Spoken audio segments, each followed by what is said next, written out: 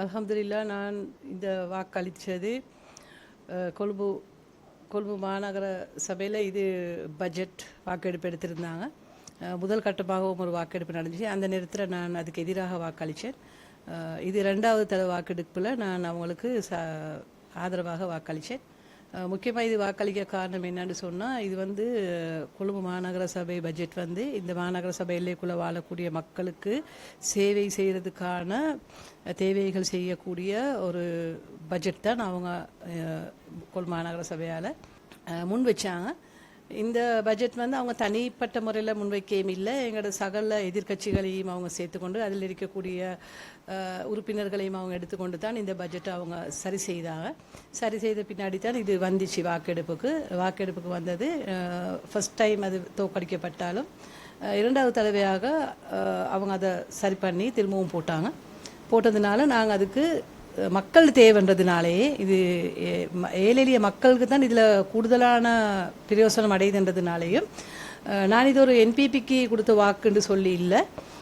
இது பொதுவாக கொழும்பு மாநகரத்துக்கு வாழ்கிற மக்களோட நலன் கருதியே நான் இந்த வாக்கை அளித்தேன். அதாவது இதுக்கு முதல்ல வாக்களிச்சேன்.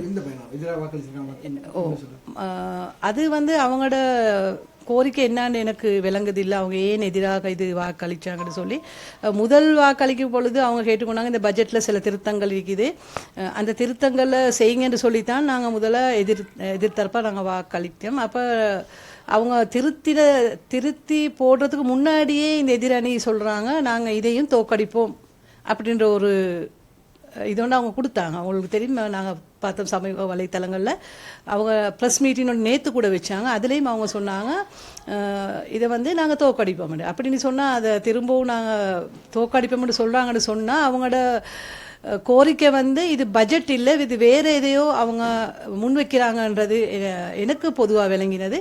ஆகவே அதை எதிர்த்து நான் இன்றைக்கு சாதகமாக நான் இந்த பட்ஜெட்டுக்கு நாங்கள் வாக்களித்தோம். இப்போ உங்களோட கட்சி உங்களுக்கு இதுக்கு சார்பாக நீங்கள் வாக்களித்ததுக்கு உங்களுக்கு என்ன நடக்கும்னு நீங்கள் நினைக்கிறீங்க?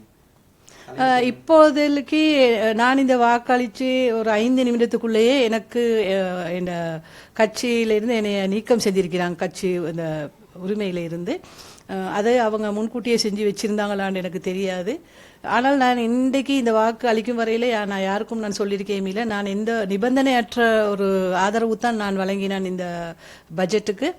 இருந்தாலும் 5 நிமிஷத்துக்குள்ள என்னைய இந்த கட்சியில இருந்து நீக்கியதாக நான் அறிஞ்சு கொண்டேன். இல்லை, அவங்க சமூக வலைத்தளங்களில் நான் பார்த்ததாக என் நண்பர்கள் எனக்கு அனுப்பி வச்சுருந்தாங்க வாட்ஸ்அப் மூலமாக, இப்படி ஒரு இது ஒன்று போகுதுன்னு சொல்லி. நான் ஜோஹரா புகாரி, ஸ்ரீலங்கா முஸ்லிம் காங்கிரஸ். மேலதிக செய்திகளுக்காக எமது யூடியூப் தளத்தை சப்ஸ்கிரைப் செய்யுங்கள்.